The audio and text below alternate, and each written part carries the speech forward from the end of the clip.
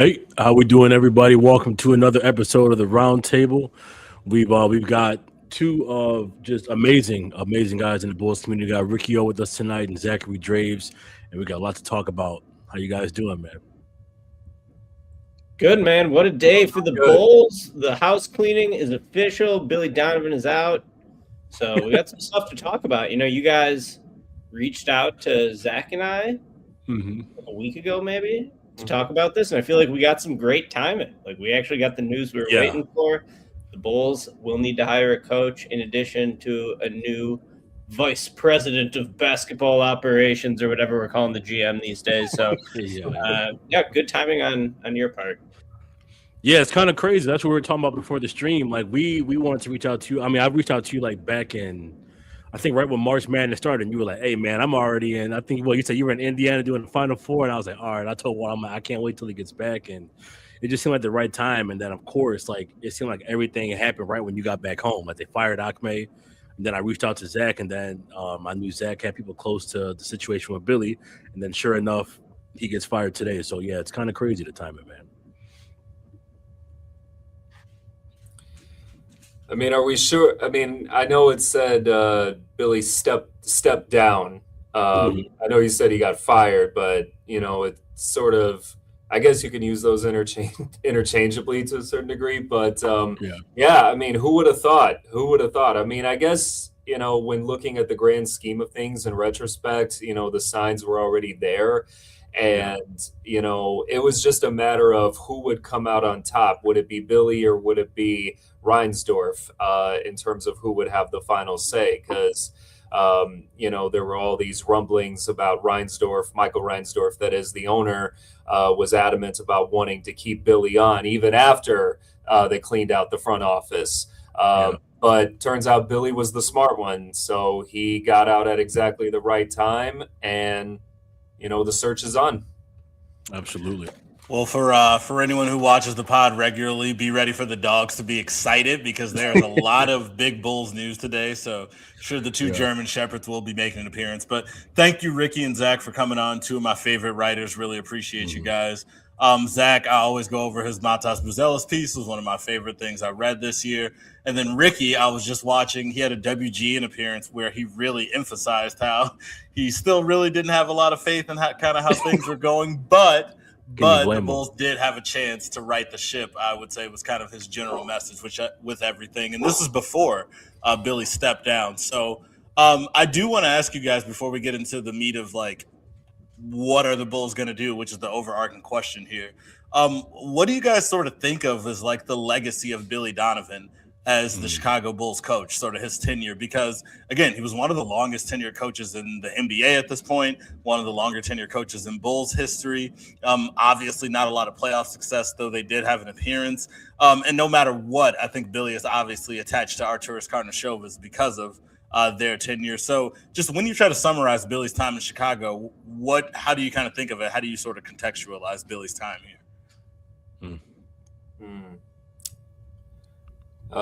I guess, for lack of a better way of saying it, underperforming, underwhelming. I mean, pick your superlative. I mean, pretty much everybody else has been saying the same thing.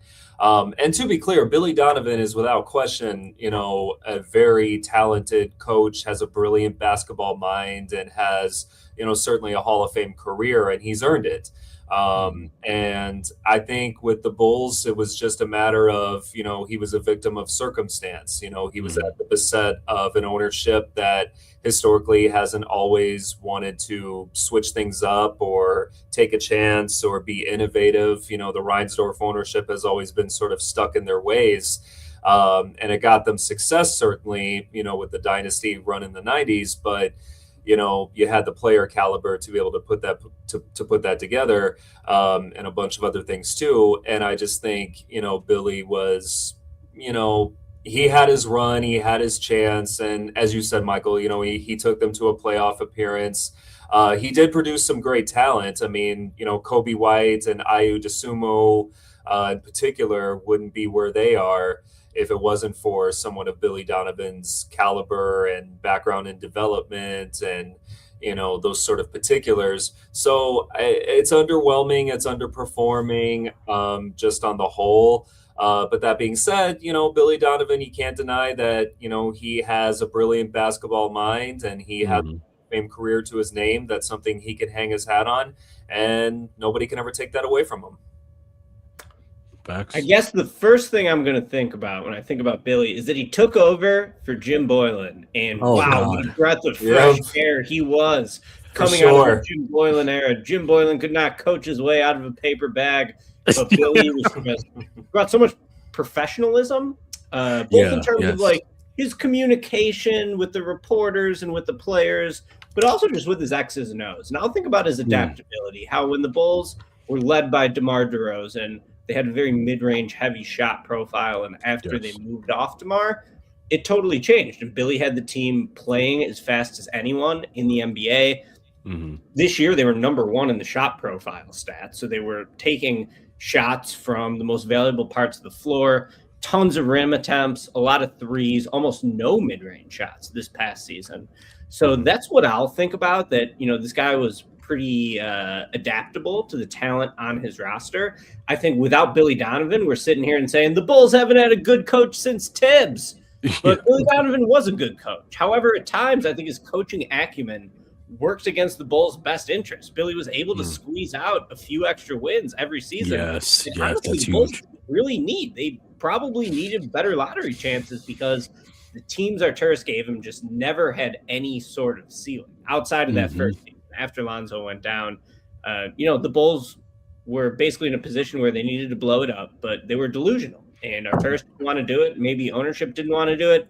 Maybe Billy didn't want to do it, which was one reason why I thought, even though Billy's a good coach, that they needed a clean break and they needed to just clean house, because the worst thing that could have happened was Billy staying as the head coach and being like, hey, I'm in my 60s now. I want to push for a playoff spot. I want to try to get back in the mix to play meaningful games. And then the new GM maybe evaluating the situation and being like, man, we're far away. Like, we can't do any more shortcuts. Just because it's been 9 straight years of trash for the Bulls doesn't mean we need to hit the accelerator. If anything, it's proof that the Bulls need to take their medicine, because instead, the last few years, they've been delusional. They've been like, all right, we're going to push for the 8 seed. We're going to try to do everything we can to get the 8 seed. Then you fall flat on that, set repeatedly low goals and still fall short of expectations. That is a staple of the Jerry Reinsdorf franchise. And when that happens, I think everyone is disappointed and they want to accelerate it a little bit more. But shit, man, if you take a step back and just see where the Bulls roster is at right now, the roster stinks, and there's going to be just no chance that this is a quick fix. They have to be bad for the foreseeable future to do stuff like, I don't know, loan out your cap space and for, taking back bad contracts and getting an extra draft pick, or, play more young players instead of playing Colin Sexton 30 minutes a game. Thank you, man. Preach. Yes. Preach. I don't know how it's going to happen. I don't even know what the lottery rules are going to look like for next season with the NBA pushing tanking reform. But I do know that there's no moves the Bulls can make this season that will actually put them on a path towards being a championship contender in the short term. Like, they just need to do a 3-year rebuild. I think 3 years is probably a good number, which stinks because, we just feel like the last 6 years have been wasted anyway. It's like, what were we ever building towards? Nothing. So I guess that's sort of what I'll think about when I think about Billy Donovan. A good coach in a bad situation. Did he maybe put them in sort of a bad situation because he didn't want to tank? Maybe Arturas didn't want to tank. Maybe the Reinsdorfs didn't. But whatever, man. It's over now. Yeah. That's a really good way to put it, man. I think it was on this episode we had a couple weeks ago. I said he's like the good girl, bad time kind of a theme, man. Like, he's the right coach. It's just we're not the right team, and it wasn't the right time to have a dude like that here. I feel like I've grown up watching Billy Donovan be our coach, because when he first got here, I was younger and just pissed off all the time. Like, this dude sucks. But then, like, you start to realize, like you said, he's just super articulate. He was always super transparent.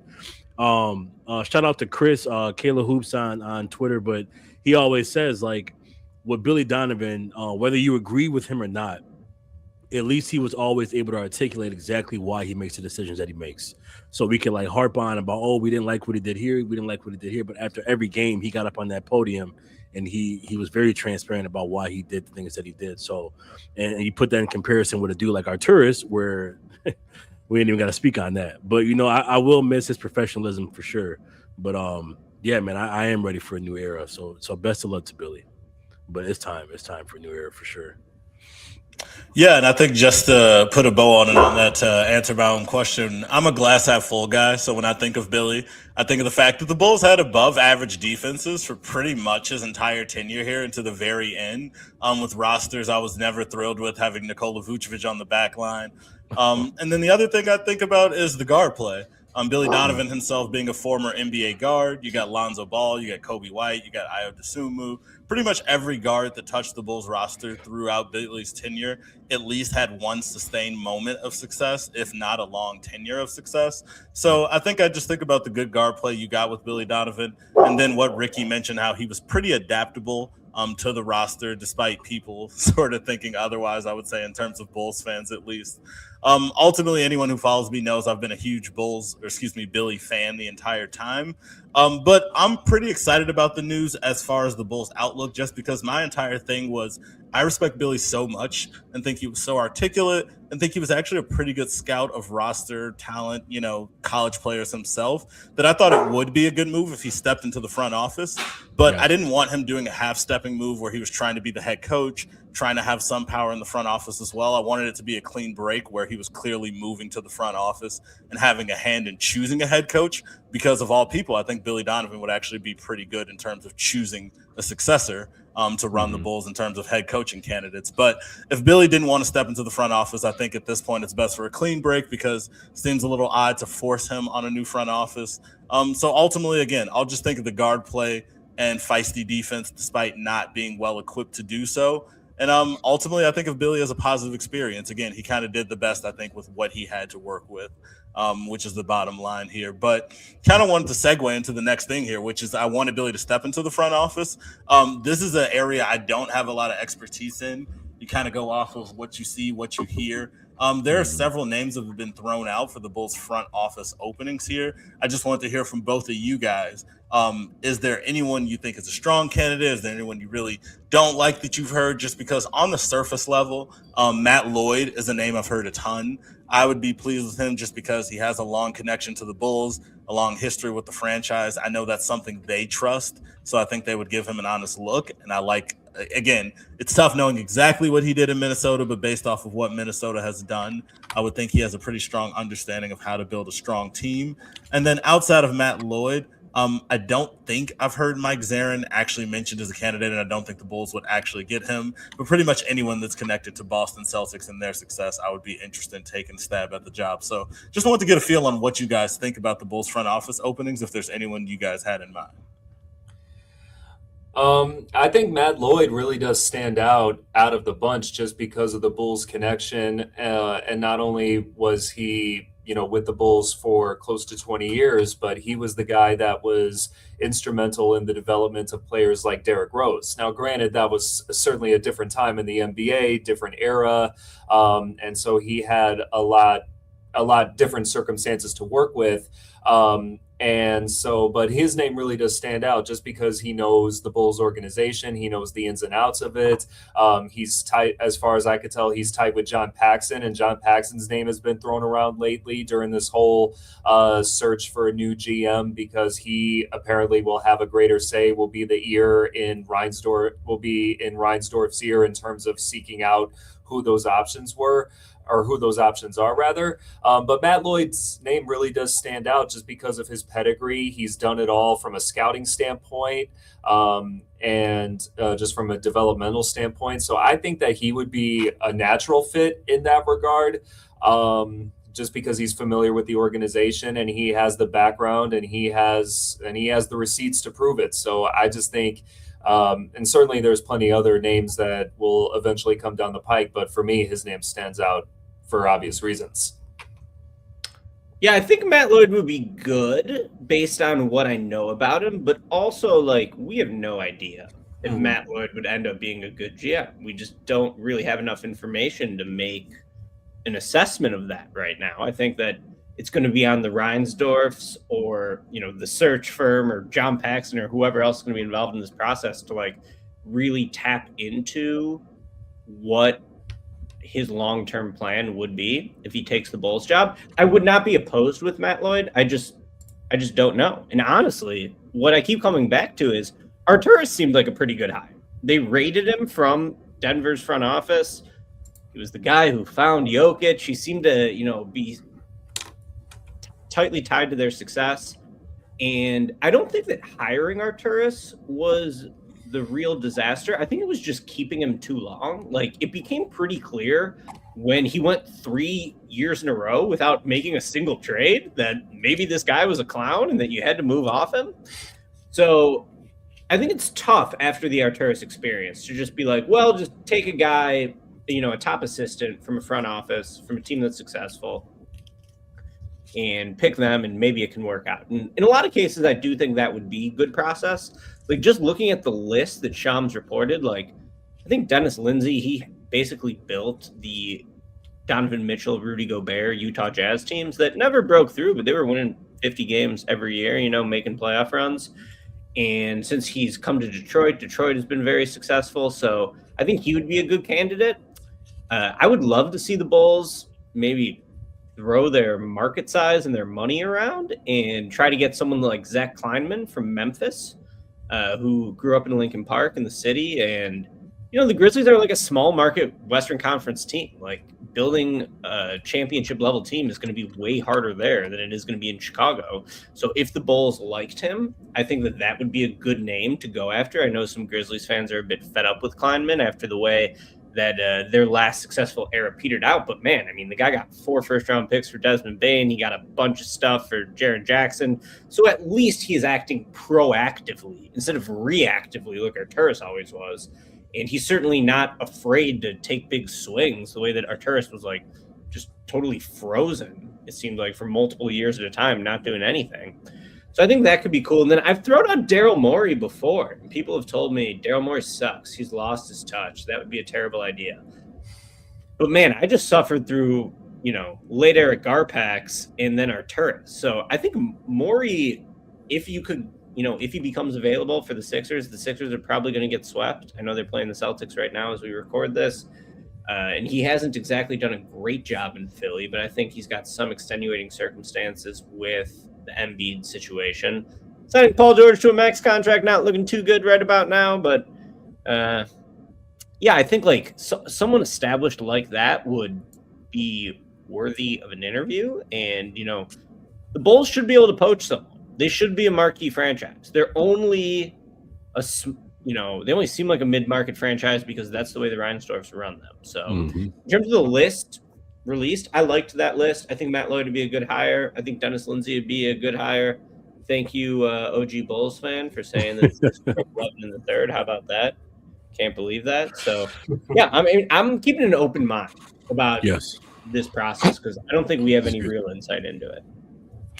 Absolutely. And I do like the idea of Lindsay as well. Like you said, we don't have much to go off of, but it seems like success has followed him to his stops. I did want to bring up Austin Brown, the co-head of the basketball division at CAA. I saw he seemed to be a polarizing candidate to some people. Again, even though we don't know much, I guess some people have a certain feeling about agents making that step into NBA front offices.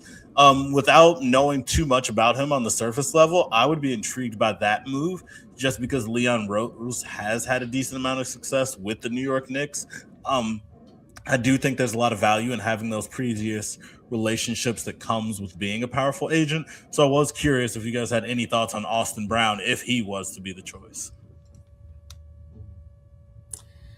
I personally don't know too much about him to have an honest opinion about whether or not he would be a good choice.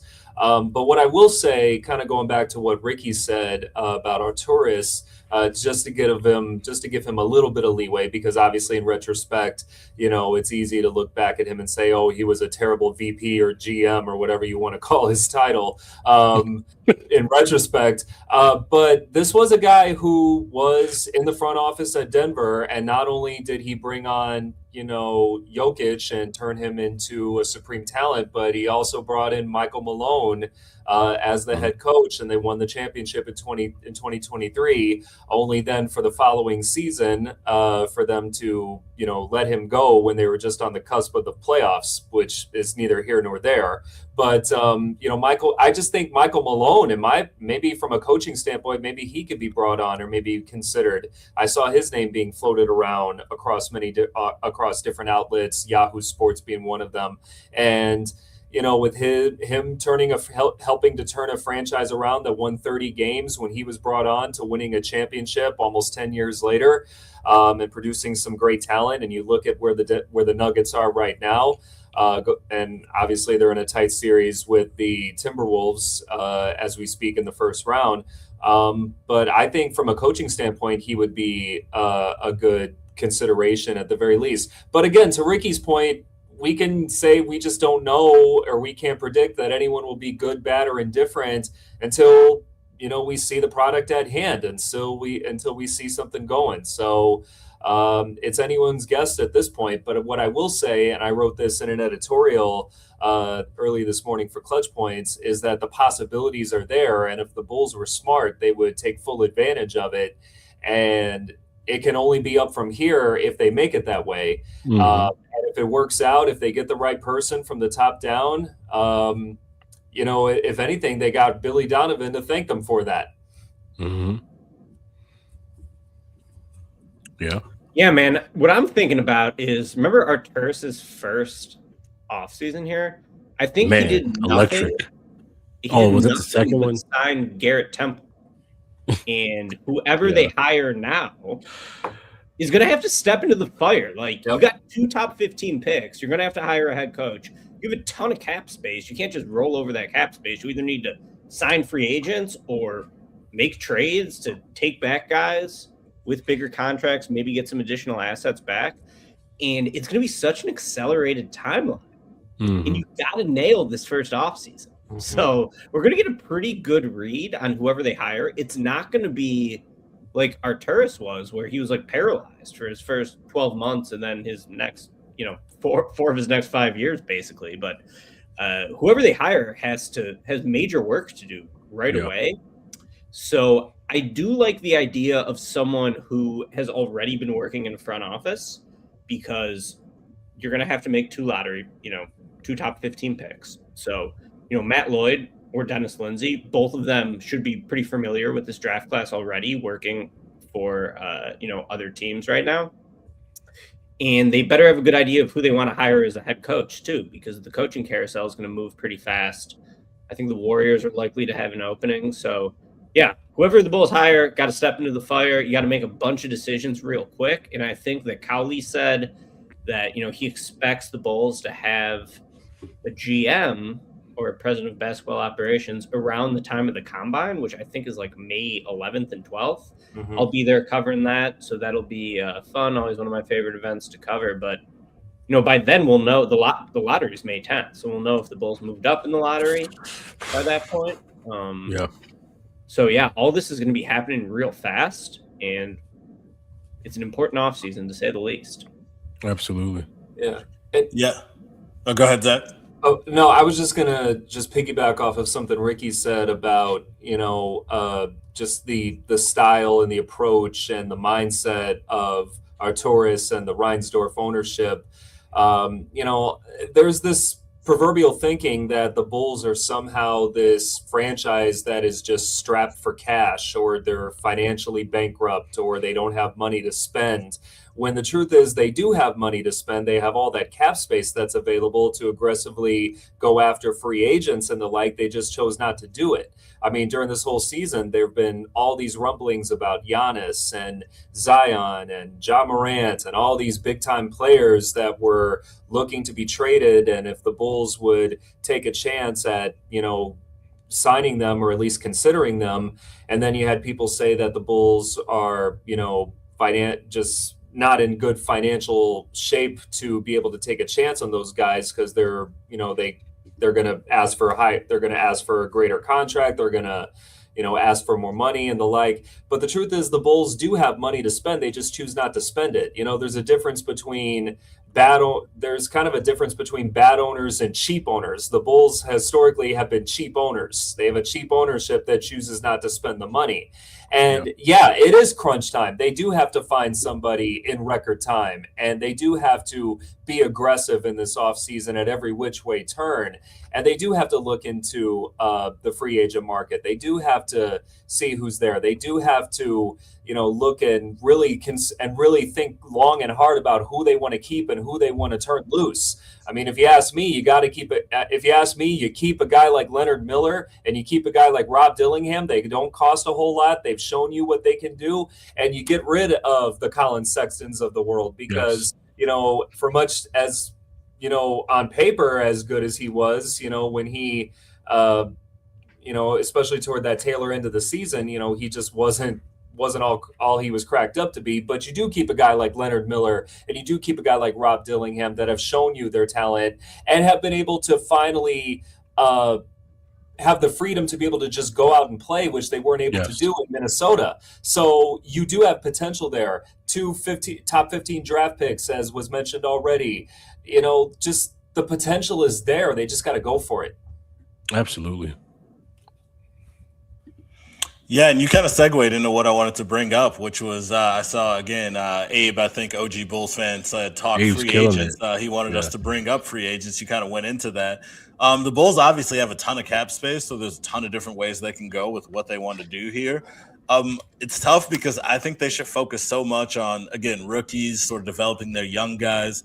I think they should mostly use their cap space to sort of take on back contracts and acquire draft picks. If they were to try to do anything you could even consider slightly splashy, I would try to maybe solve the center spot just because I do think this is a weak big man class. So if you could do something about that and restricted free agency especially, maybe not as big of a name as somebody like a Jalen Duren, but maybe going after a Robert Williams, assuming he's a player that Portland maybe doesn't try to retain, just someone who brings a defensive edge to the roster. I'm sure Isaiah Hartenstein will be a popular name, but again, with him having some playoff experience, I know a lot of contenders would probably look at him, but I would really be trying to go after a defensive big to shore up that back end. I am curious, again, with the Bulls having so much cap space to work with, what you guys think the new look front office should be focusing on in that regard. Yeah, coming into this season, or during the season, I thought, hey, maybe try to go out, get Tari Eason, like someone like that. You could make a big offer with your restricted, in restricted free agency with your cap space. Try to get someone like him. Peyton Watson was another name I was thinking about. But at this point, it's almost like the Bulls are too far away to even go after those guys. Like Tari Eason has only been in the league a few years, but he's 24, and I think Peyton Watson's 23, I think, off the top of my head. So I'm not even sure if the restricted free agents fit the Bulls timeline, because that's how far away the Bulls timeline actually is. Yeah. I agree with what Mike said. Like, I think what is in their best interest is probably trying to take on toxic contracts and get some future assets back with them. But like, if the lottery odds really get flattened with tanking reform, are teams going to want to do that? Like, are the Raptors going to be like, oh yeah, here, you could take the next 4 years of Jakob Poeltl or however long is left on his deal, and we'll give you the 20th pick in the draft, which I think they have this year. Like, I don't know if Toronto's going to want to do that anymore, just because, they need more bites at the apple too, seeing how their first round series is going against Cleveland. So if the Bulls do something like that, I'm all about it. Even if it's a 2032 Toronto pick or something, like, yes, let's do it. Those are the type of moves that Arturas never really made. I guess outside of this marketing trade, which paid off, 5 years later, 6 years later, with this 15th overall pick. But yeah, it's tough to say. I do agree with Mike, though. They obviously need a center. Jalen Smith is kind of a center. He's probably better at the four. I'm tempted to say Jalen Smith is the best player on the team, or he was this past season. Like, he was really good. He's only 26. He's on a cheap deal. They should probably trade him because they're not going to be able to build a good team, while he's still in his prime. Like, I think they're far away. But that's a really good trade chip. I would say the same thing for Trey Jones. So, yeah, I like where Mike's head is at. They definitely need a center. Robert Williams is an interesting name because he is pretty good and would be flippable if he could ever stay healthy. He's taken threes against the Spurs. I'm like, what's Robert Williams taking threes here? I've never seen this before. Watching him go back to Texas A&M, but I like Mamu from the Raptors too. But he's another guy who I feel like, he's in his prime. I don't know if he's really gonna fit, exactly the Bulls' timeline. So I have an open mind in free agency. Pretty much down for whatever. It's nice that whoever the Bulls hire will have all their future draft picks. The only bad contract on the books is Patrick Williams, who, normally $18 million a year for Patrick Williams for the next 3 years would be awful, but it's like, it still is awful, but it's also like the Bulls aren't doing anything with that cap space to try to be competitive. So I think they just got to take their lumps, man. And I would expect a lot of losses the next few years, but you never know. The Reinsdorfs don't like to operate that way typically. They want that sweet, sweet gate cash. So I wouldn't be too surprised if, the next GM has to really advocate for himself and for his plan, which I don't know if Arturas ever had a plan. And if he did, he never advocated for it probably to ownership or to anyone else. So that is, I would say, the top objective of the new top basketball hire that the Bulls make. They need to be able to tell ownership that they are in charge and that whatever ownership wants to do, like Michael Reinsdorf's, media availability. He's like, well, anyone who knows my father knows that he doesn't like to tank. It's like, well, yeah, no kidding. Your dad's 90 years old. So I get it. Also, you owe something to the fans. And the fans are still going to be Bulls fans, even if you make them sit through 9 straight years of trash, which is exactly what's happened the last 9 years. But we're all still here. Yeah. The United Center, I think, led the league in attendance again. It's the biggest gym in the NBA, so they have a little bit of an advantage there. But the attendance is great, as always.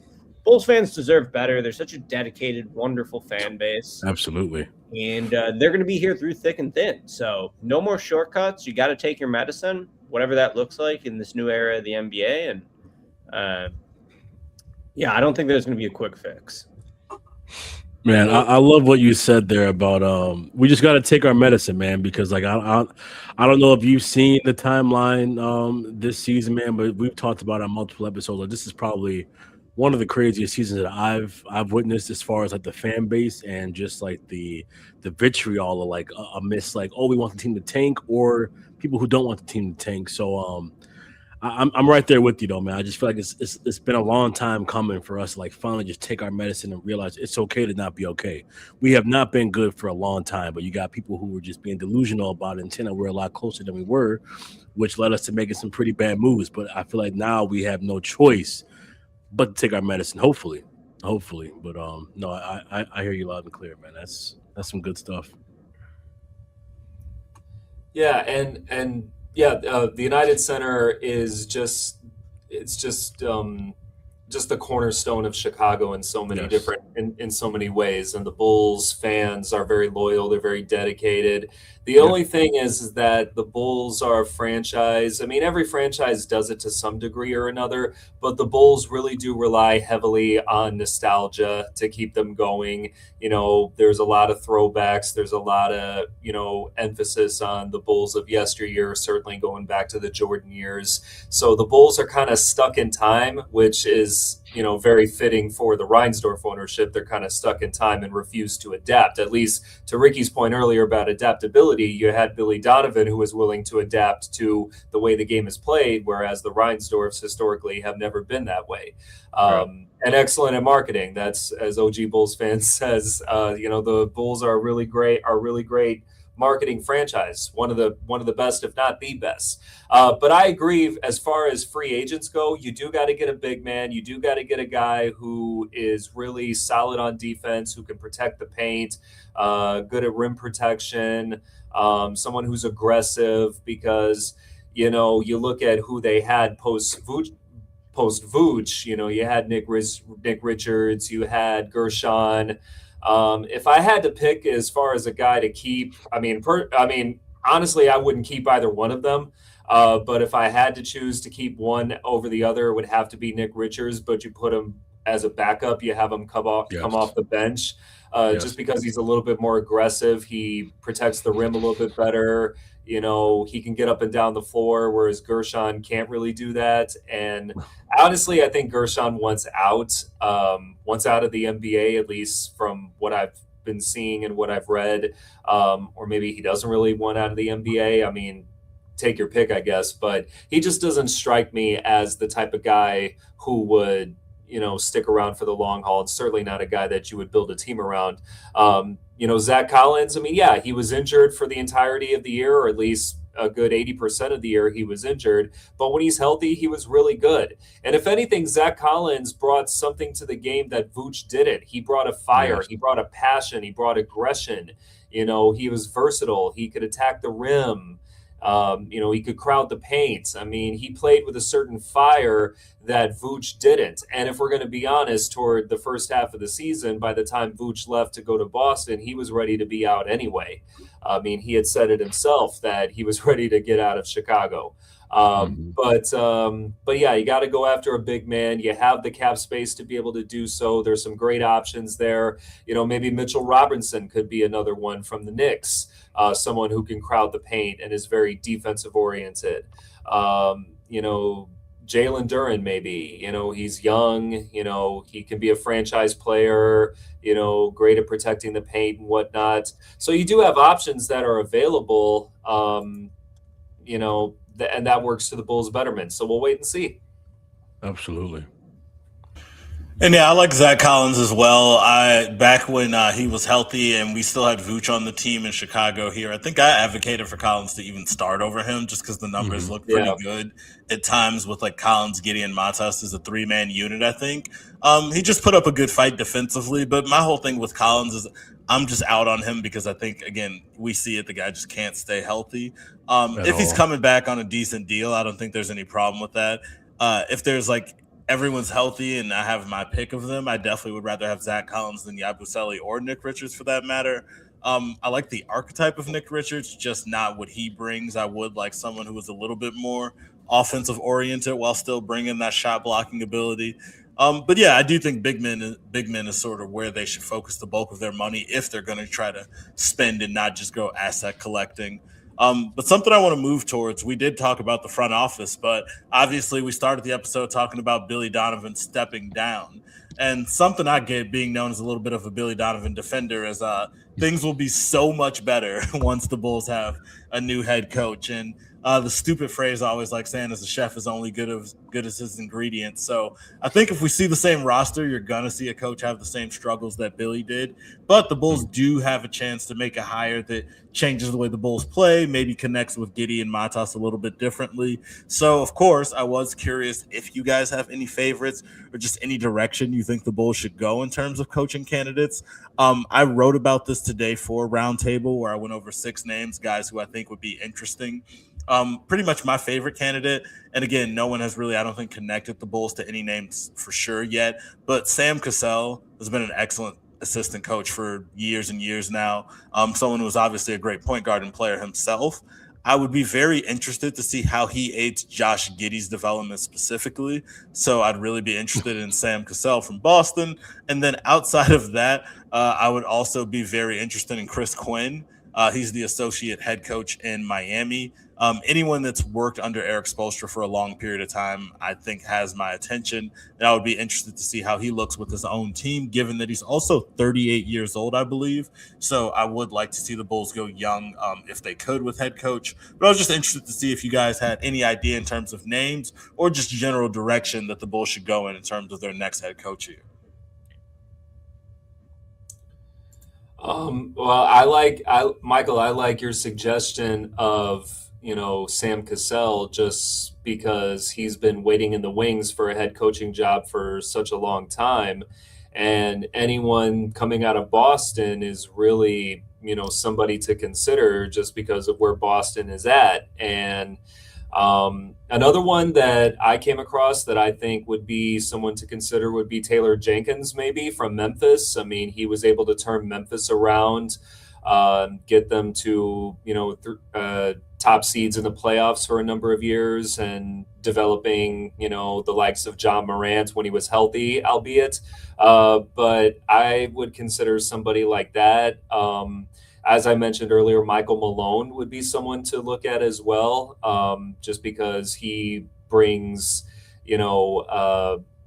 experience in winning and development and working under Arturis. So he kind of knows how he rolls to a certain degree, even though Arturis is not going to be there, but there's a certain familiarity that's there. What's his name? Johnny Bryant, who's with the Cavs right now as an associate coach, and previously was an associate coach with the Knicks under Tom Thibodeau, no less. Tom Thibodeau, if you all remember him. I just think there's a lot of fish in the sea. They just got to go fishing and get the right catch. But there's some good picks out there. But I will say before we move on, I know some people, I'm sure you guys have seen it, I even wrote about it in my editorial, that Steve Kerr's name was floated around as a potential. It's not going to happen. He's done his thing with Golden State. I think he's actually wanting to retire, maybe segue into front office, segue elsewhere. But I think, his time is done. He's going down as one of the greatest coaches of his era, without a doubt. 4 championships with the Warriors. The Warriors are going to go through a restructuring this offseason. You can expect that with who they got. So I get it for sentimental purposes. That's why his name was floated around, but it's just not in the cards. But there's other options that they can choose from. Mike, that's funny you bring up Sam Cassell, because when I recorded my Bulls podcast earlier today, which is Cash Considerations, I brought up Sam Cassell on that podcast. So I was like, why not? Sam Cassell, like, that'd be a cool ass hire, right? If nothing else, he's been around Missoula. So maybe he's got the maniac gene, and he's been around Brad Stevens, so he knows what a good organization looks like. So I'd be totally down with Sam Cassell. I think that'd be sick. Mm-hmm. Yeah. I'm also thinking if they hire Matt Lloyd, the Timberwolves have one of the probably most notable assistant coaches in the league, and that's Micah Nori. So if you hire a Timberwolves front office member to be your new president of basketball operations, you could hire a Timberwolves assistant coach as your new head coach, and Micah Nori, and he led Minnesota when Chris Finch had like knee surgery or something like that last year or 2 years ago. So I think that could be a good hire. Mike Malone, I will say, took the North Carolina job, so he is off the market. And when I think about other head coaches, I do think the Bulls are in a pretty good position to like almost take a risk on a coach, because at the end of the day, like, it's going to be tough for the Bulls to find in this next hire, to hire the next head coach who's going to like lead them to championship contention. Like, that's going to be super difficult to do. So instead, I think you would like a coach that could get you from point C to point B. Kind of like your Doug Collins before you fire him to get your Phil Jackson. Right? So I don't necessarily know if you need to like totally knock it out of the park here.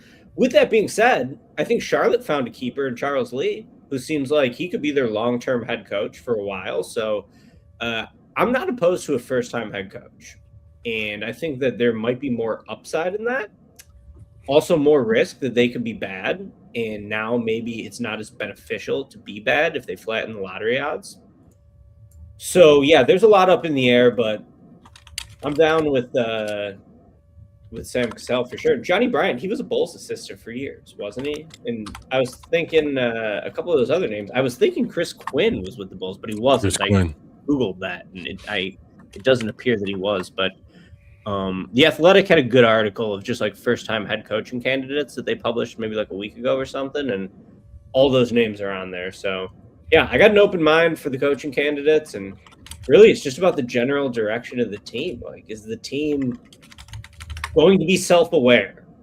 The Bulls have never been self-aware in the last 9 years. They've been consistently delusional. So, yeah.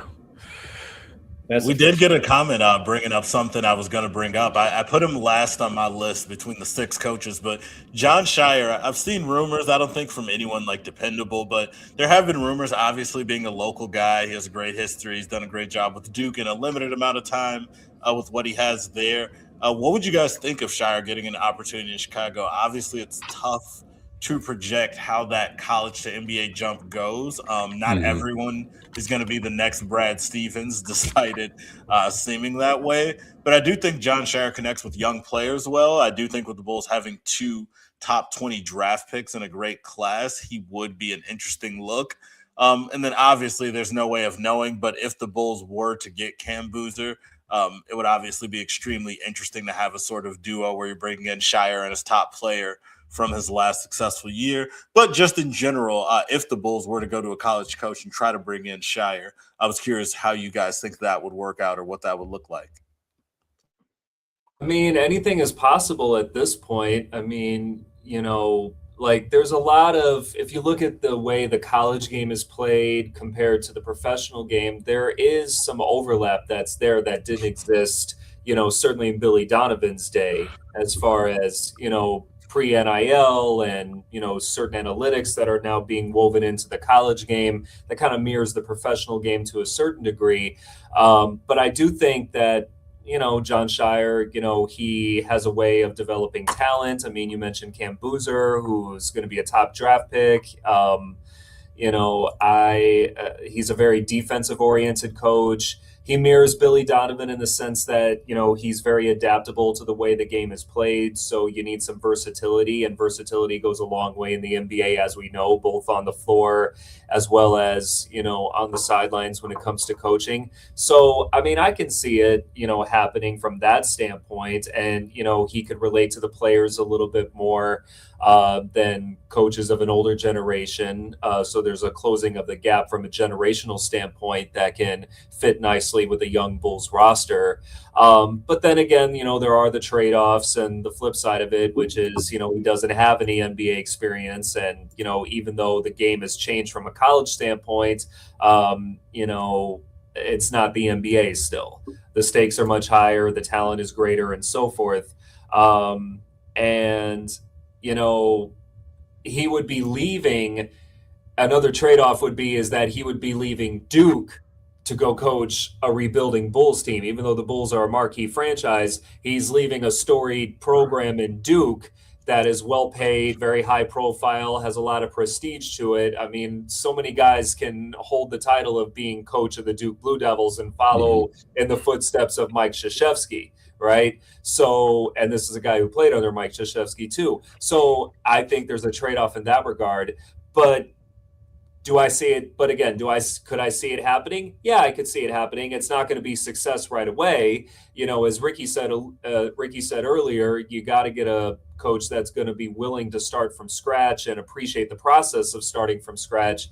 But I wouldn't have a problem with it. Yeah. I think Duke is a better job than the Bulls. I do, and that sucks to say. But, like, Duke is the flagship Nike school. Like, they're going to have all the Nike money behind them to get whoever they want to get. So, yeah, like, I wanted the Bulls to draft Patrick Gungba, and Patrick Gungba's coming back to Duke. So, yeah, I can't see Shire. I don't know. There was a pretty good college coach this year who just won an NCAA tournament game with his school for the first time in program history, and they made the Sweet 16. They almost made the Elite Eight. What if the Bulls hired Fred Hoiberg, a pace and space coach, to lead them into the next era? Oh God, Freddie. No, I'm just. Oh man. But I don't know. Like, I will say, Fred Hoiberg and Josh Giddey would be absolute cinema. So you might be cooking there. I don't know. How do you feel about Dan Hurley, Ricky? I know you were covering it.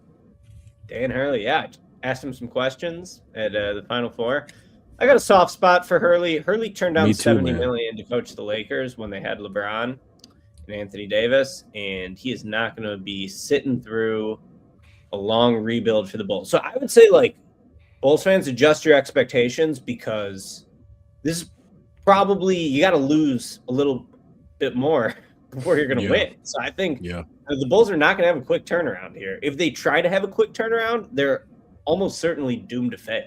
Like, that's not going to work if they try to do a quick turnaround. So, like, something like Hurley, like, he's probably not going to leave. Like, UConn's making great moves in the portal. You know, they're situated to be a national championship contender again. Like, I just can't see that happening.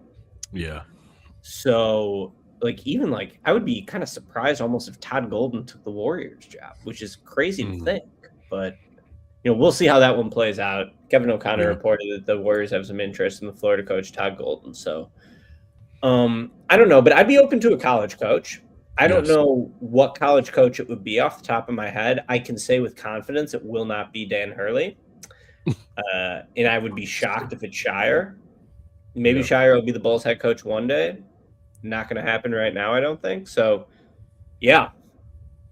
I wouldn't be shocked if Golden took that Golden State job. No pun or whatever that just was intended, because I think the allure of coaching Steph Curry in pretty much his like final years is kind of interesting from a coaching standpoint. And then once Steph Curry retires, you kind of have like the greatest sort of buffer period of all time where the fans aren't going to blame you for anything when the Warriors are absolutely terrible post Steph Curry retirement. So you do have an interesting sort of opportunity to sort of lead the Warriors into their next post Steph Curry era. So I could see that being intriguing to a guy like Golden, especially once you've won the title already, where maybe he feels like he accomplished all he could at Florida.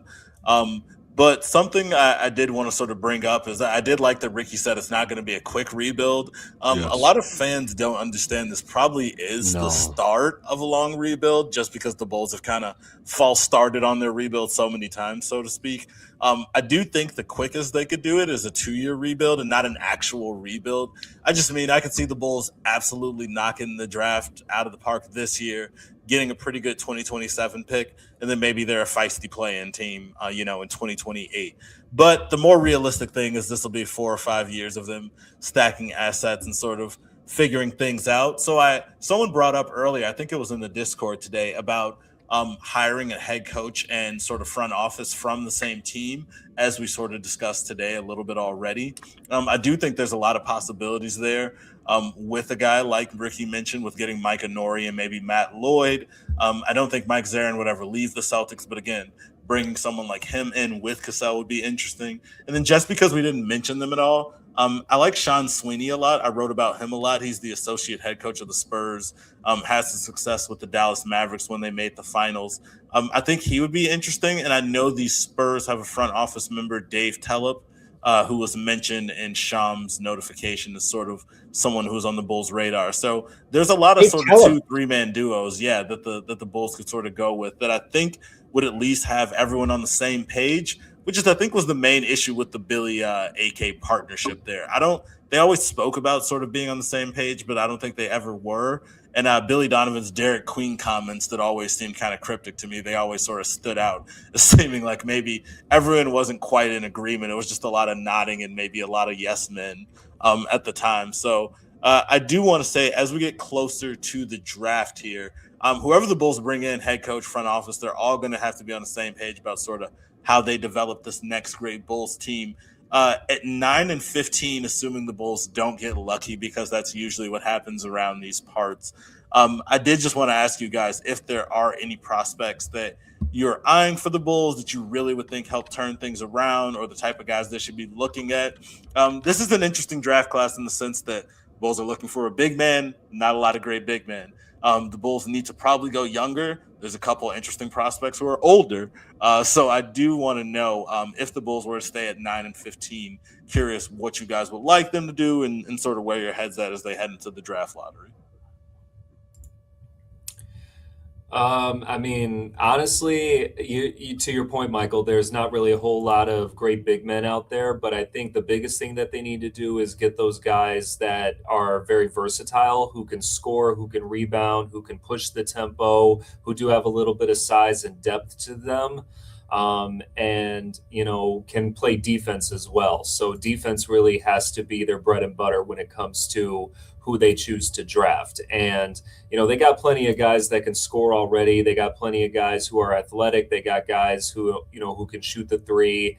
There are guys that can do all those sorts of things from an offensive standpoint, but you also need a guy who can complement that on the defensive side of the thing, or on the defensive side of the ball, excuse me. So I would be surprised if they were to pick, say a Caleb Wilson out of North Carolina, who's 7 foot, he has a very broad wingspan, who can play defense, who's pretty quick for a big man of his size.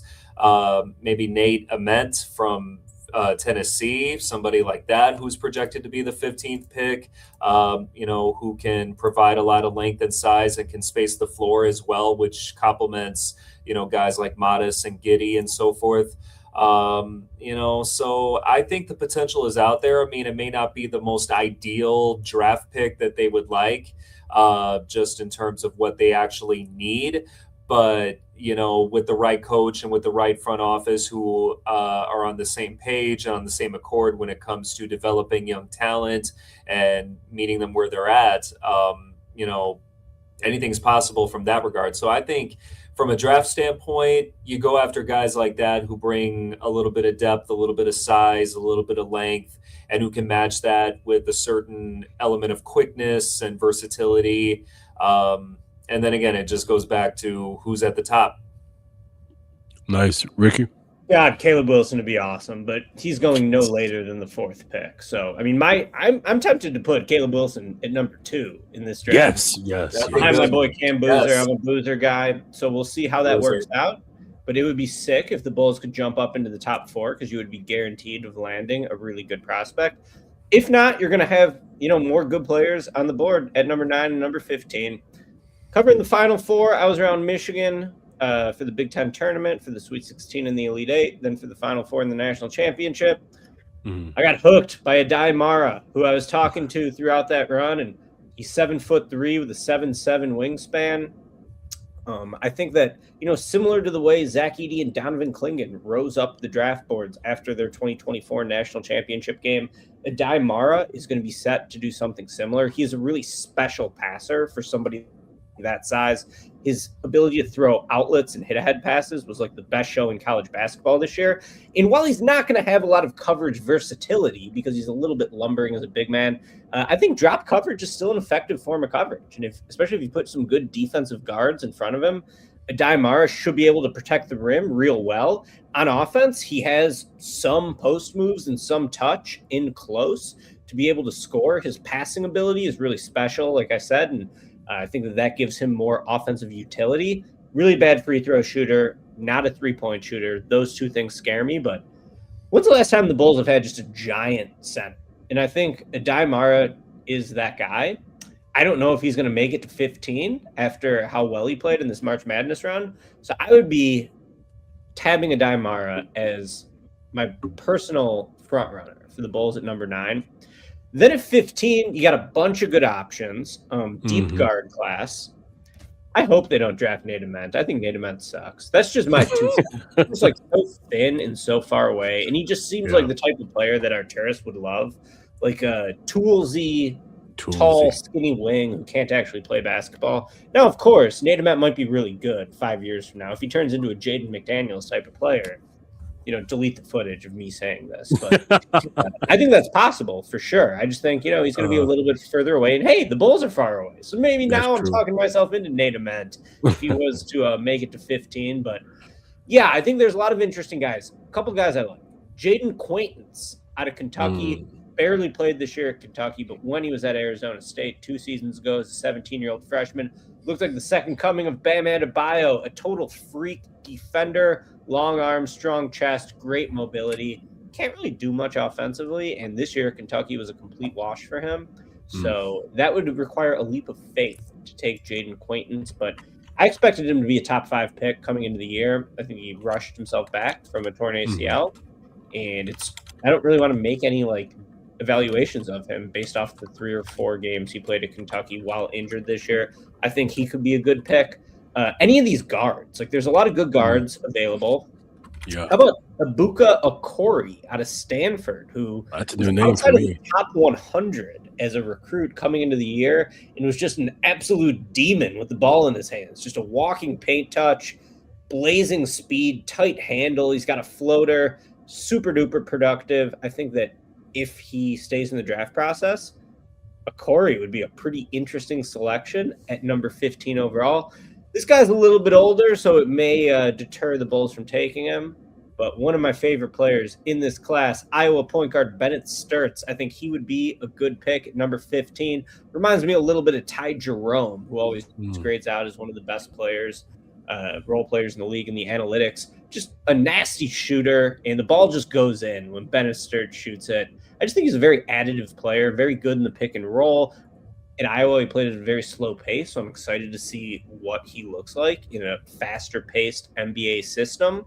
So that's another guy I would name. I mean, I could do this all day. Dalen Swain out of Texas, a junior wing. I really like Dalen Swain. He was basically someone who was like a defensive wing stopper his first 2 years at Xavier. Transfers to Texas following his head coach, Sean Miller, and he really started to develop as an offensive player. Really good driver, scorer. Scoring ability he showed this year. Jump shot, definitely a question mark. But I just like that he's going to be a good wing defender, with the length and the athleticism that you're ideally looking for. So I think that would be another good name. What if we just reunite the Michigan front court and draft Merez Johnson next to Adai Mara? Those two guys work well together. Merez is, to me, the best defensive prospect in the class. The guy is an absolute buzzsaw. Reminds me a little bit of Isaiah Stewart, Beef Stew on the Pistons. Just a jacked man who can defend all over the court. And like Beef Stew, he's starting to stretch out his shooting range a little bit. I saw, Merez a bunch of times this year. I probably saw him live 5-6 times, just covering Michigan throughout the tournament. And I also saw him at Northwestern.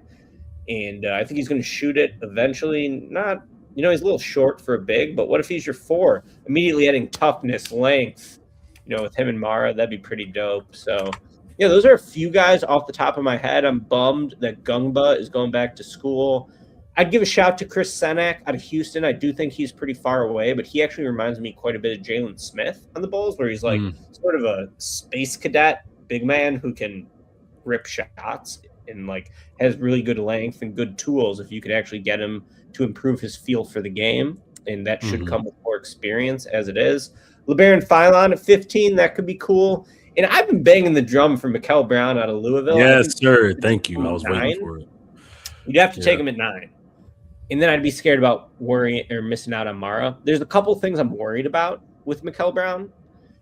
He's old for a freshman, so he's basically the age of a sophomore. Like, he's older than Jeremiah Fears, for example, who was in last year's draft as a one and done. He's pretty skinny, and I don't know if he's going to be a defensive player. But what I like about him is that his shot profile is really good. He rips pull-up threes, which I think is a valuable skill. Maybe if the Bulls were to draft him, they could go all in on offensive rebounding, and someone could try to get the O board on all these missed threes Mikel Brown's going to be putting up. But he's going to make some of them too. Yeah. And I think that is a valid strategy in current NBA team building. Chucking threes, hey, they could go in. You could get the offensive rebound. It's not a live ball turnover. So, those are 3 good outcomes for chucking threes. I really like his creativity and his passing vision, too. He just sees passes and angles that, truly not many players would see. So, I mess with Mikel Brown for sure. If they could get Mikel Brown and Mara at 9 and 15, to me, that'd be a dream scenario. I think Mara and Brown both definitely have bust potential, but guess what, guys? There are no perfect players. Even Nikola Jokic and Luka Doncic have pretty serious flaws in their game, despite being, 2 of the best players in the league. Steph Curry had flaws in his game, despite being one of the 10 greatest players ever and better than Kobe Bryant. I had to throw that one in there. So I don't know. It's just a lot of these guys. It's gonna come down to a few swing factors in terms of will their strengths become so good that they overcome their potential weaknesses. But I do know one thing for sure, and that's that there will be very good players chosen at or after the number 9 and number 15 picks in this draft. There's definitely good players in this class. Whoever the Bulls hire has to be a very good talent evaluator immediately, because for the Bulls to have some hope, they got to hit these picks. Absolutely, Ricky. I got to bounce. Yeah. Thank you for coming on today, man. everyone who's in here, they know who you are. But if you just want to tell people where they can find you, and you can find your all my work at SB Nation. You can listen to my Bulls podcast, Cash Considerations, and that's it. Absolutely, Thanks for having me. Well, thank you for your time today, Ricky. Thanks, Ricky. Thanks, Ricky. Man, I mean, I know that made you happy to hear, Walton. He started spitting about Mikael Brown there, man. Like I said, you put me onto him. And I remember I kept hearing you bring him up in the Discord. And like one day I looked him up. He's honestly, dude, like the highlights that kid has, one of my favorite prospects. It's just something about his game, dude. Yeah, as Ricky said, there are no perfect prospects, but when you're evaluating guys, I think what you're just looking for, at least for me, is highest ceiling, who has the potential to be a star. And when I'm looking at that, it's who's taking on a high usage rate, who's doing a lot for their team. And Brown, in terms of the guys that you don't think about, sort of the elite guys, the top four, he had a massive usage rate. He was really doing a lot for Louisville. He was turning the ball over a little bit, throwing it all over the court, but it's because the kid's a balls to the wall type player. He's sort of always going 100 miles an hour. His three-point attempt rate is something I bring up so much because he's not afraid to let it fly from three, as Ricky brought up. He's just someone who, with the way he puts pressure on the rim and then can aggressively get up threes from the outside, it's pretty easy to see the translation, how if everything hits, he really could be a difference maker at the NBA level. And someone brought up taking Ade Mara versus Mikael Brown at 9, how you would view that. And, Ricky's out of here. I was glad to hear someone who loved Mara and loved him so much that Ricky seemed to have no problem taking him at 9 overall. It still would be a little too rich for my blood, just because I think if he's not going to be versatile defensively, the level of offense you need for him to be a starting center in the NBA, I do think is kind of interesting, where I'm not sure if I saw that at Michigan because they had so many good players around him. So I think if my choice is Ade Mara or somebody like Brown or even someone like Acuff, who I really think is going to have a lot of struggles defensively. If one of those more talented offensive guards slip to 9, I think I'd rather take a chance on one of those archetypes rather than Mara. Because, again, if Mara's there at 15, it's like a slam dunk. If he's there at 9 and you take him, I think it's a little bit different of a calculation if you get a bust with that draft pick. Well, you certainly feel a lot more comfortable with him being at the 9 than you do at the 15, just from that standpoint alone. And the only thing is that, as you said, when it comes to Brown, yeah, he does have a tendency to turn the ball over.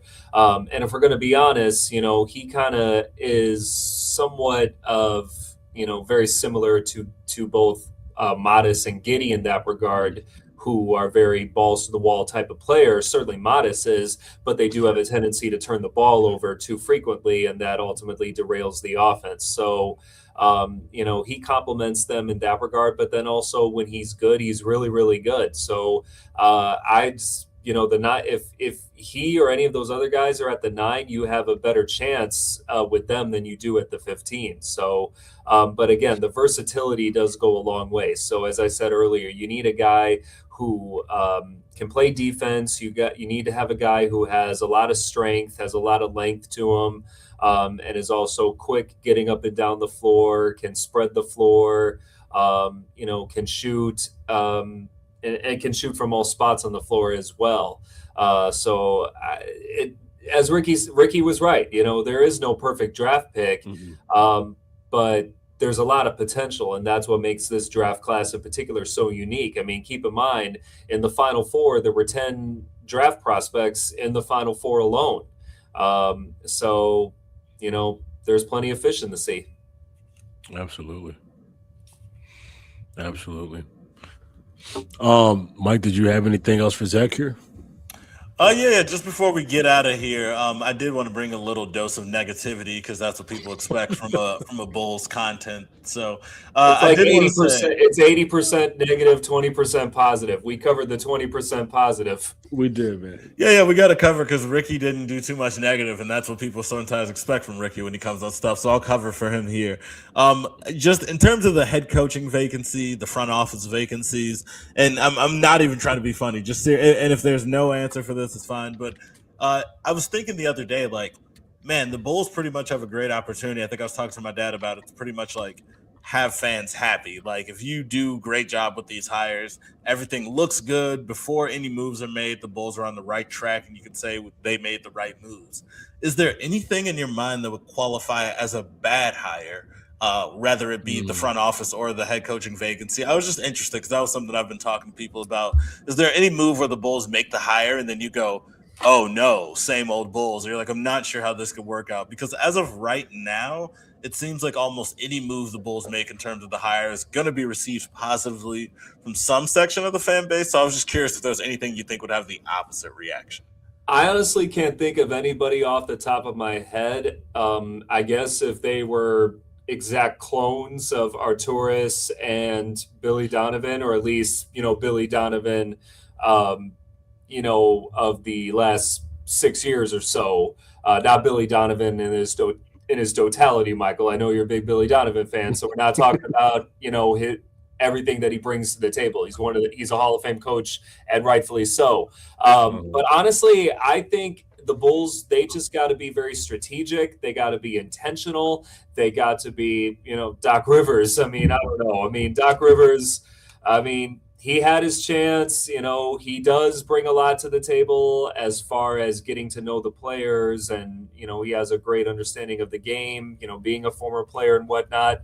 I don't know, but you gotta look at guys who have a background in development. You gotta bring guys in that can relate to the players. Maybe bring in somebody a little bit younger. We mentioned John Shire. That's kind of out of left field, but somebody who's a little bit younger. Johnny Bryant, who I mentioned earlier. He's a guy who's in his 40s. He's somebody that you could consider, someone who could relate to the players, someone who comes in with a mentality of wanting to build for the long haul rather than settle in the short term. And I think you got to bring in a coach, you got to bring a GM who has that kind of mentality, who knows what they're working with, who can garner those assets, who can aggressively pursue the free agent market and isn't afraid to pursue the free agent market and snatch up those players and spend the money. Because they got money to spend, so they're ready to spend it. So they got to bring in those guys who are willing to spend the money, hopefully. And if they get somebody if they get somebody who fits that background, who brings all those tangibles, I doubt that the fans will be disappointed. They'll only be disappointed if it turns out to be the same old.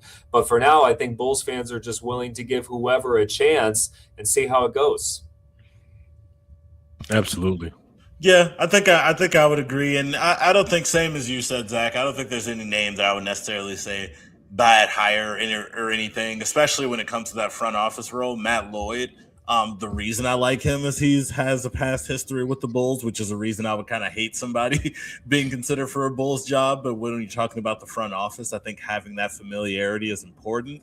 I did want to mention, I know Joe Cowley would hate to hear this, but I do hate the idea, absolutely, of Tom Thibodeau coming back and being the head coach in Chicago. I think Tibbs is an excellent coach. What he can bring to a team. He's going to raise the floor defensively. But I think my main issue with the Bulls, more so when I was a kid growing up than now covering the team, but it's like they're a nostalgia factory. They rely on nostalgia, sort of get fans into the building, sometimes even get, seems like, players to sign with the team. It's all about the nostalgia, the yesteryear, what they did to become a great franchise, not what they're doing in the moment. And if you hire Tom Thibodeau, even if it's because they honestly think he would do a good job this time, it just feels like they're hiring Tom Thibodeau because, of course, there's going to be a ton of Bulls fans who are super happy bringing Tibbs back. It feels like a move where it's like there's a lot of season ticket holders who will be excited that Tom Thibodeau's back in the building. And that's, I don't want them thinking like that. I feel like hiring Arturas Karnisovas was them going outside of the box, and it did burn them, but I don't think they should be afraid of thinking outside of the box because of that. So I think it's okay to go young. It's okay to go with the first-time head coach. I don't think they need to sort of rely on nostalgia there. But, yeah, I'm with you, Zach. Pretty much whatever direction they go in, I think fans will be happy, and they'll be able to go in a sort of good – they're in a good spot here. Well, to your point, yes, Thibodeau was a great coach, and yes, he got them to the playoffs a couple of times, and yes, he coached Derrick Rose and Joakim Noah and Jimmy Butler and all those guys. but they also had a core that was able to get them to the playoffs. They had talent that was in place that enabled them to get them to the playoffs in 2011 and 2015. And so, yeah, it's easy to look back at, years past and attach, a Tom Thibodeau to that, or even a Steve Kerr, and say, oh, they've had success before. They can duplicate that success again, just bring them on. And it's a different dynamic that they're dealing with. And if we know anything about a guy like Tom Thibodeau, is that, and I can also factor in Dan Hurley, even though, Dan Hurley was mentioned earlier, they're the type of coaches who don't have patience. They expect to win. They don't like having a bad product on the court. They are not used to that, especially Dan Hurley. He's not used to losing. He's not used to rebuilding. There's a reason why he sticks around at UConn. There's a reason why he didn't want to go to the Lakers, even though his name was floated around as potentially a coach, as potentially taking over for the Lakers and coaching LeBron and everybody else. Is he doesn't have that kind of patience. And also, if he were to go to the Lakers, he wouldn't be running anything. It'd be LeBron and Luka running the show, and he wouldn't have a say. He'd be overshadowed by them. So, there's no reason for him to go or leave UConn, because they're going to be national championship contenders again. And they're not patient coaches. Neither is Thibodeau. And frankly, neither is Steve Kerr. Steve Kerr is not the type of player or not the type of coach who's going to slog it out for 2, 3, 4 years of rebuilding and then just wait for it all to come together. They're going to expect it to come together right here and right now. So you got to have a coach that comes in with all those essentials, but who brings a certain amount of patience that is greatly needed. Same is true with the GM. You got to have patience. You're spitting, Zach. Yeah, every time I hear Steve Kerr's name get mentioned, I just start thinking of Jonathan Kuminga, because, man, like I really wanted Kuminga to be a guy that we could have at least looked at, but just, to your point, like his coaching style, like if a guy like that can't get minutes, that doesn't bode well for us having, young up-and-coming players on this team if you were to be a coach. So, no, I agree with you wholeheartedly there. And Steve Kerr being mentioned at all is kind of just goes back to why I love Bulls fans so much. Like, I tell people I'm not a Bulls fan, and I'm not like trying to be like a jackass. I just mean like I'm writing about the team. I don't look at it as a fan anymore. I can't. I'm just always kind of thinking big picture. But the reason I love Bulls fans is Steve Kerr, a Hall of Fame coach, Hall of Fame player, guy who's coached Steph Curry, had some of the greatest teams in NBA history, won a ton of championships. And Chicago was so proud, such a sports-driven city. They're like, maybe he will consider coming to coach Josh Giddey, Matas Buzelis, and sort of rebuilding the Bulls. And that's I think the Bulls are one of the best openings right now in the league, maybe the best in terms of these. But I just mean Steve Kerr, with all due respect, he like Zach said, he's probably going towards retirement. He's probably done with everything. Yeah. But I do love the Bulls fans are so passionate. They're like, well, obviously Chicago is going to be at the top of everyone's list. That's the Chicago Bulls. So it's a city that's so starved for a winner. If you're the head coach and front office that comes here and actually has any sort of modicum of success, they might build a statue for you outside the United Center. So I really do think it's a great opening. I think they're going to nail these hirings. I really do, mostly because I do trust the outside voice in the search firm having an opinion. And I really respect Michael Reinsdorf for being transparent about that, even though I know he caught a lot of flack from present company included, talking about myself for some of the things he said during that presser. But again, everything seems to point on they understood in some fashion things went very wrong under AK with Billy as the head coach, and they want to try to right the ship. Whether or not they do that is up to them, but you're in Chicago and they have all the money and resources to be able to get things on track. So with 2 top 20 draft picks in a great class and a lot of openings, I'm as optimistic as I've been about the Bulls in honestly a very, very long time. They should be. And also they should be because nothing's happened yet. So we're kind of living in this moment where we can think and conceptualize all the possibilities, or Bulls fans can certainly think and conceptualize of the possibilities of who can be brought on as the head coach, who's going to be the GM, who those 9 and 15 draft picks are going to be. And it's easy to fantasize about that and just think optimistically about that because it hasn't happened yet. So, if anything, it's something to savor for the here and now before it gets down to brass tacks here, which will be in a few weeks. So, and as I said before, and I said it in my editorial earlier today, because whatever happens from this point on, the Bulls may get, a top-notch coach, they get a good GM, and they get some high draft picks, and then who knows, 3 years from now, 4 years from now, they'll go from contending for the play-in game to playing in the play-in game to winning the play-in game, maybe getting back to the playoffs, and then it's up from there. And then we'll look back at this time and say, thank you, Billy Donovan. Thank you, Billy Donovan, for doing the right thing and stepping away. If anything, Billy Donovan, he's been driving the bus for 6 years, and he realized his time was done. He gave the keys back and he said, thank you. He didn't flatten the tires of the guy who comes next. So I think, whatever happens from this point on, it's going to be traced back to Billy Donovan leading, and then we'll deal with the consequences of it, good or bad, but it's up from here. Absolutely. Yeah, that leads me to another one of my stupid favorite catchphrases about the Bulls. It's all fun and games until they do something. So for right now, I am having a ton of fun because they haven't done anything yet. So, yeah, I'm feeling good, man, and I think Bulls fans should too. Mm-hmm. Absolutely. Absolutely. Well, yeah, hey, thank you so much for your time, Zach. We'll have to have you back on at some point during the summer. But just like Ricky, do you want to tell everybody where they can reach you at or find you? Yeah, you can find me at Clutch Points. There's my X handle at Draves Zachary. You can follow me there. On May 10th, I should be able to. I'm still waiting for approval, but if all goes well, I'll be covering the draft lottery in Chicago. Let's go, on May 10th. baby. So let's go, Zach. That's awesome, man. Yeah, so we'll see what happens. It should be exciting, and Let's go, man. I mean, heck, if the Mavericks can luck out and get the number 1 pick in Cooper Flagg, and he is bound to be Rookie of the Year, anything's possible. Absolutely. That's some good news, man. I think you will get that. Mike, any closing statements for the people out there today? Yeah, just wanted to say, as always, that everyone knows, as I put up here very obnoxiously, you can follow me on Twitter at ZenMasterMike, where I will run my mouth about the Bulls, probably tweet out some random music that I am listening to at the time, and generally respond to you at any hour of the day if I'm just running my mouth on there. So always feel free to talk some hoops. Right now, I think what I have pinned up there, if you follow me on Twitter at ZenMasterMike, I did, like I said, a story on 6 candidates to look at for head coach for the Chicago Bulls. Again, that's on Bulls Roundtable.